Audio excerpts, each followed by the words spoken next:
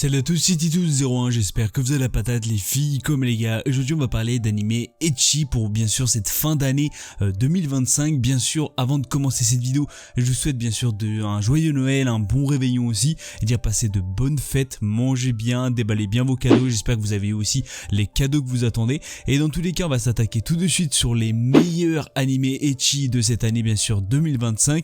N'oubliez pas d'exploser cette barre de like, de commentaires et encore de partage, et si vous avez des idées de vidéos, n'hésitez pas à me le dire dans la barre des commentaires, ça me ferait extrêmement plaisir. Ce soir on va s'attaquer tout de suite sur ces grosses masterclass sur le thème de l'ecchi. Alors on va parler de Sono Bisquedo wa Kwa wo Suru, ou si vous préférez de My Dress Up Darling. On est basé de 12 épisodes de 24 minutes, c'est sorti en 2022 et une saison 2 qui est sortie en 2025. Il y a de la VF pour les intéressés. On est sur la comédie, de l'ecchi, de la romance, du cosplay, de la couture et bien sûr de l'otaku. Pour les intéressés, il est disponible sur Crunchyroll. Wakana Gojo est un lycéen solitaire. Son rêve est de devenir artisan et de fabriquer des poupées traditionnelles pour le Hinamatsuri. Mais comme cette passion n'est pas très virile, il la cache et ne se fait pas remarquer. Jusqu'au jour où Marine Kitagawa, la fille la plus populaire du lycée, le voit se servir d'une machine à coudre. Contre toute attente, elle lui demande de devenir son couturier pour réaliser des tenues de cosplay. Alors globalement, je pense que pas mal de monde s'y attendait parce que c'est l'un des meilleurs animés ecchi romance bien sûr dans sa catégorie, et que ce soit la saison 1 voire la saison 2, elle a toujours été l'une des meilleures dans le thème de l'ecchi voire de la romance. Et sincèrement j'ai pas été du tout, mais vraiment pas du tout déçu de la saison 2 qui était pour ma part un énorme banger. Si vous êtes fan bien sûr de cosplay, si vous êtes fan bien sûr de romance ou encore bien sûr d'ecchi, parce que l'ecchi vous allez en avoir à gogo, mais globalement vous allez passer un très bon moment. Ce qui fait un petit peu plaisir, c'est que graphiquement c'est un pur bonheur, point de vue comédie c'est aussi un pur bonheur parce que vraiment il y en a, mais il y en a pas beaucoup, c'est à dire vraiment on est vraiment basé sur ils ont très bien dosé ça.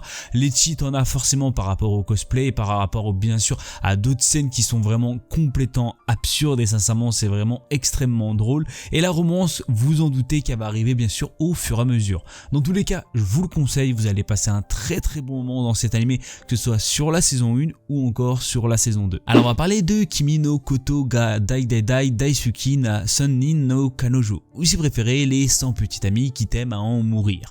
On est basé de 12 épisodes de 24 minutes, c'est sorti en 2023. On est sur la comédie, de la romance, de l'amour, de la harem et bien sûr de l'ecchi. Pour les intéressés, il est disponible sur Crunchyroll et la saison 2 est sortie en 2025. Au cours de sa vie, Eijo Rentaro était rejeté par son fille. Le dernier jour du collège, il se rend dans un sanctuaire et pris pour avoir une petite amie au lycée. Soudain le dieu de l'amour apparaît et dit à Rentaro que la raison de sa malchance en amour provient du fait que tout le monde est censé n'avoir qu'une seule âme sœur dans sa vie, mais qu'à cause d'une erreur de dieu de l'amour, Rentaro est destiné à en avoir 100.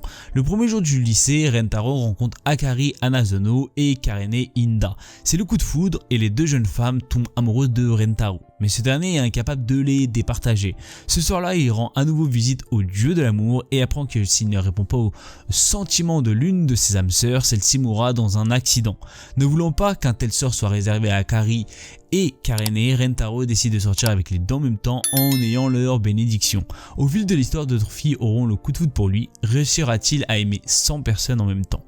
Alors globalement, vous en doutez qu'il y a de la REM, il y a de l'ecchi vraiment à gogo. Alors l'ecchi est vraiment minime, mais il y a quand même, vous en doutez, de la REM. Globalement, la comédie est un pur régal. Et sincèrement, si vous aimez tout ce qui est à base de comédie, tout ce qui est bien sûr à base de romance, d'harem ou d'amour, ou si vous préférez de ecchi, vous allez être énormément servi dans cet animé. Vraiment, ça part dans tous les sens, et ce qui fait plaisir parce que c'est vraiment dans tous les sens, mais c'est vraiment structuré, et ça c'est quand même quelque chose de très bien fait.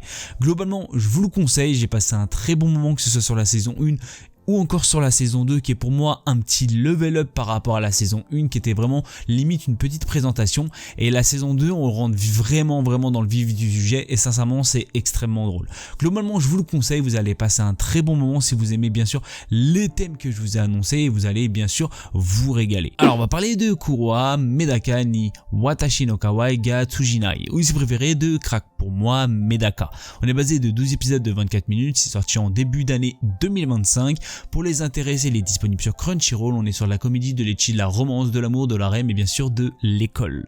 Mona est la fille la plus mignonne de l'école et elle le sait. Elle a travaillé dur pour que ses premiers pas au lycée soient couronnés de succès, mais quoi qu'elle fasse, elle n'arrive pas à attirer l'attention de Medaka Kuroha, qui est stoïque à toute épreuve. Cependant, elle n'a pas l'intention d'abandonner si facilement. Medaka, quant à lui, a été élevé dans un temple où on lui dit de ne jamais s'approcher bien sûr des femmes. Qui sortira vainqueur de cette lutte acharnée? Alors globalement, on est sur beaucoup, mais vraiment beaucoup de comédies. Il y a certaines chaînes ecchi que vous allez bien sûr découvrir au fur et à mesure de l'animé, et vous allez aussi découvrir d'autres personnages qui sont bien sûr secondaires, très importants dans l'animé.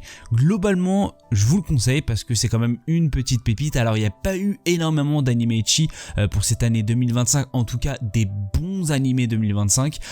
Globalement, il y en a eu pas mal dans l'année 2024, 2023, limite 2022, mais 2025, il y en a eu. Je dis pas qu'il n'y a pas eu énormément d'animés ecchi, mais globalement c'était vraiment un petit désastre sur certains et c'était quand même plutôt dommage. Globalement, ces trois que je vous ai présentés, c'est vraiment les trois masterclass, les trois gros bangers de cette année 2025 qui vraiment ont été un limite coup de cœur pour moi et je pense qu'ils pourraient faire plaisir à pas mal de monde. Globalement, je vous le conseille, c'est-à-dire vraiment c'est les trois grosses pépites et celui-là il sort vraiment aussi du lot parce que c'est complètement différent aux deux autres que je vous ai présentés et sincèrement je trouve que Mona ou encore Medaka sont vraiment des personnages complètement atypiques et complètement différents et c'est ce qui fait baser, on va dire, c'est ce qui va te recentrer sur la comédie vraiment où des fois il y a des scènes mais complètement absurdes qui sont extrêmement marrantes. Globalement, je vous le conseille parce que vous allez aussi découvrir de la rem, de la comédie, de l'ecchi et de la romance et c'est assez lié qui est bien sûr de la comédie et de l'ecchi bien sûr et situé aussi avec de la romance dans les animés.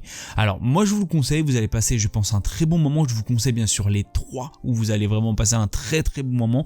Malheureusement c'est la fin de cette vidéo, je vous souhaite encore de bonnes fêtes, un bon réveillon et bien sûr un joyeux Noël. N'hésitez pas à me dire dans la barre des commentaires ce que vous avez reçu, je serai vraiment très content de savoir bien sûr les cadeaux que vous avez reçus. Je vous répondrai bien sûr le plus rapidement possible et n'oubliez pas d'exploser cette barre de like, de commentaires et encore de partage. C'était Tito Commande. Peace.